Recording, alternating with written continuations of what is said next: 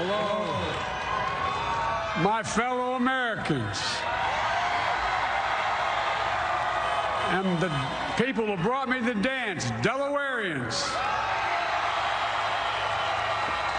I see my buddy Senator Tom Carper down there, and I think Senator Coons is there, and I think the governor's around. Is that Ruth Ann? And that former Governor Ruth Ann Minner. Most importantly, my sisters-in-law, my sister Valerie. Anyway. Folks, the people of this nation have spoken. They've delivered us a clear victory, a convincing victory, a victory for we the people. We've won with the most votes ever cast on a presidential ticket in the history of the nation. 74 million.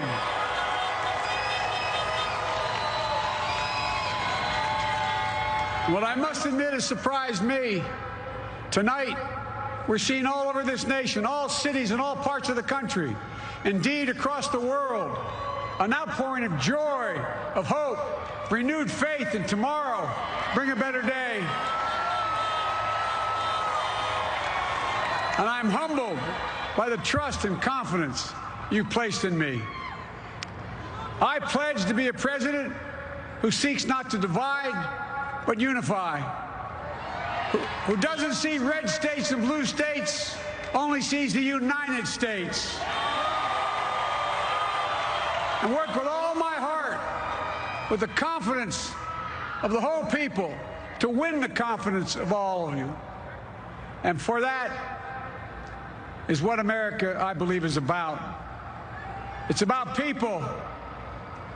And that's what our administration will be all about. I sought this office to restore the soul of America, to rebuild the backbone of this nation, the middle class, and to make America respected around the world again, and to unite us here at home. It's the honor of my lifetime that so many millions of Americans have voted for that vision. And now, the work of making that vision is real. It's a task, the task of our time. Folks, as I said many times before, I'm Jill's husband. And I would not be here without her love and tireless support of Jill, and my son Hunter, and Ashley, my daughter, and all our grandchildren, and their spouses, and all our family. They're my heart. Jill's a mom, a military mom, an educator. And she has dedicated her life to education. But teaching isn't just what she does, it's who she is. For American educators, this is a great day for y'all. You're going to have one of your own in the White House. And Jill's going to make a great First Lady. I'm so proud of her.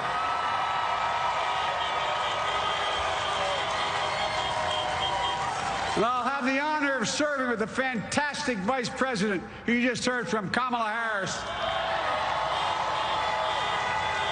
who makes history as the first woman, first black woman, the first woman from South Asian descent, the first daughter of an immigrant ever elected in this country.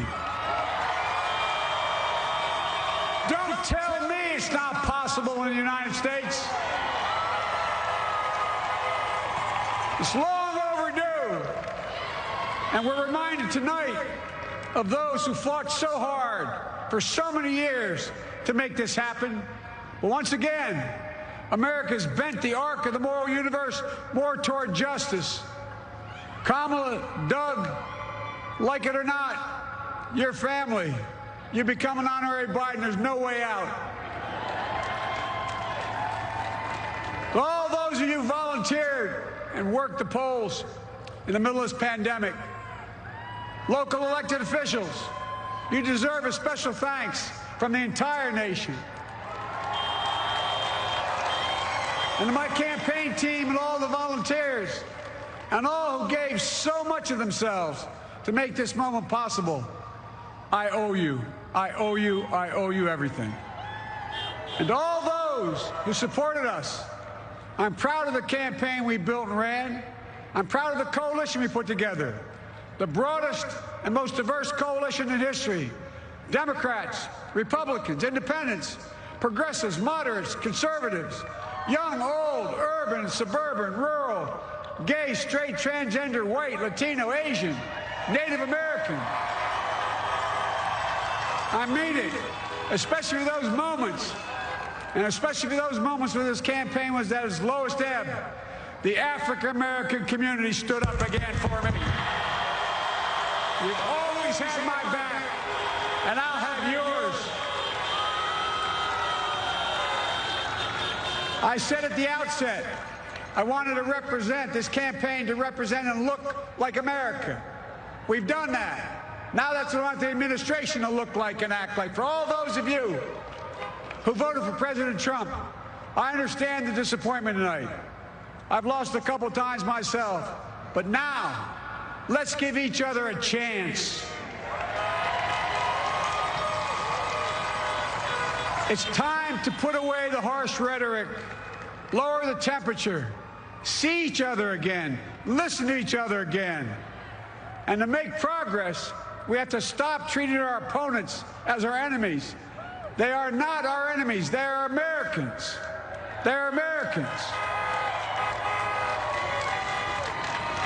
The Bible tells us to everything there is a season, a time to build, a time to reap and a time to sow, and a time to heal. This is the time to heal in America.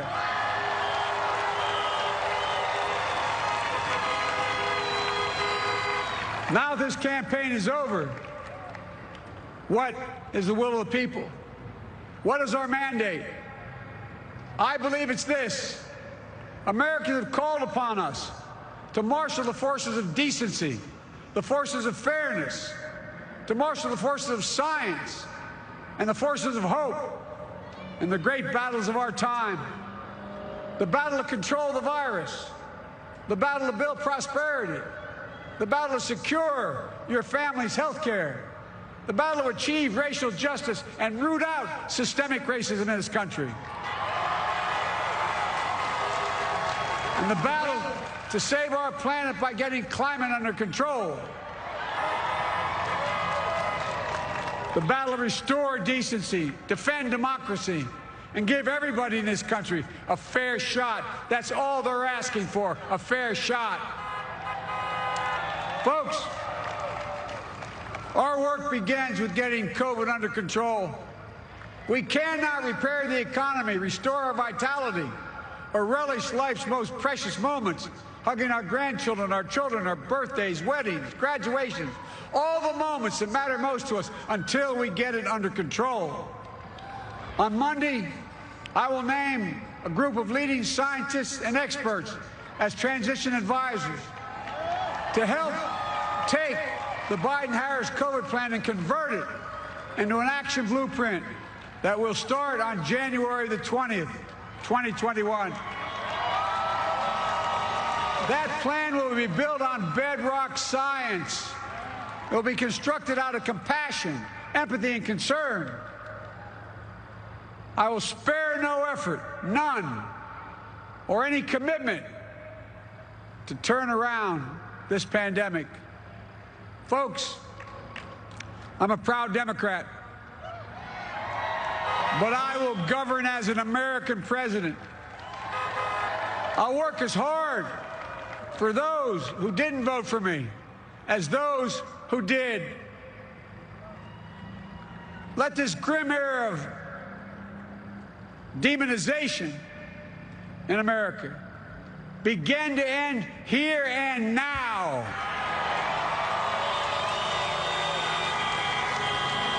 The refusal of Democrats and Republicans to cooperate with one another, it's not some mysterious force beyond our control. It's a decision, a choice we make. And if we can decide not to cooperate, then we can decide to cooperate.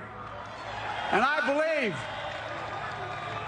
that this is part of the mandate given to us from the American people.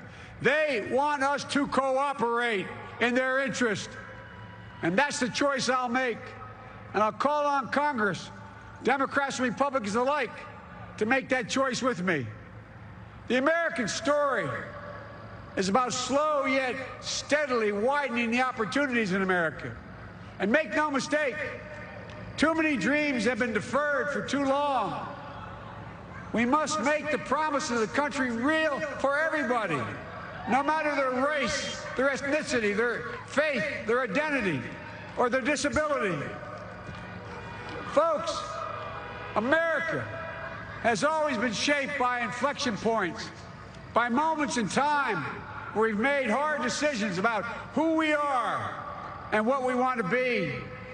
Lincoln in 1860, coming to save the Union.